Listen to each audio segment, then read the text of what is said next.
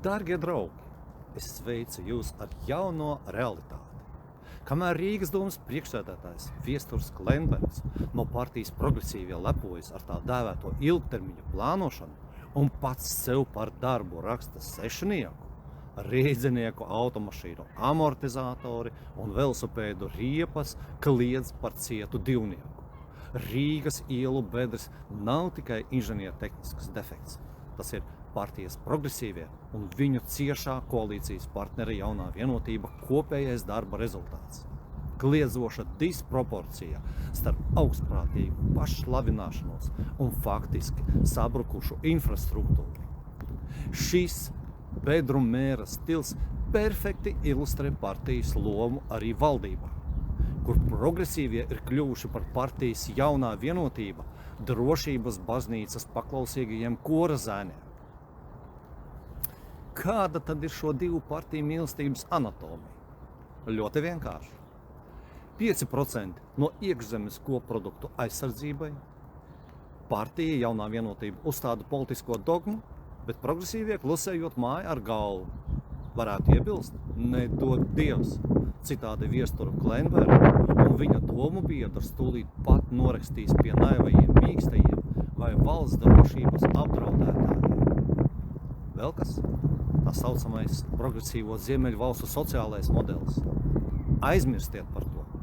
Ar 5% no valsts maka tankiem un munīcijai jūsu veselība un izglītība kļūs vienkārši par neizpildāmu sapni.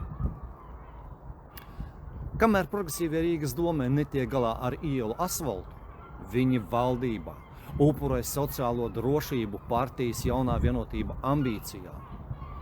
Un tagad vienkārša un brutāla matemātika.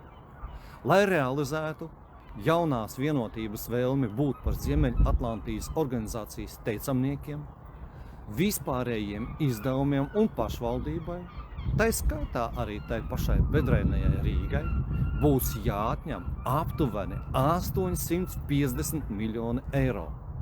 Kamēr lielie brāļi no Jaunās vienotības tēlo valsts glābējus, progresīvie pazemīgi kaulējas par drupām.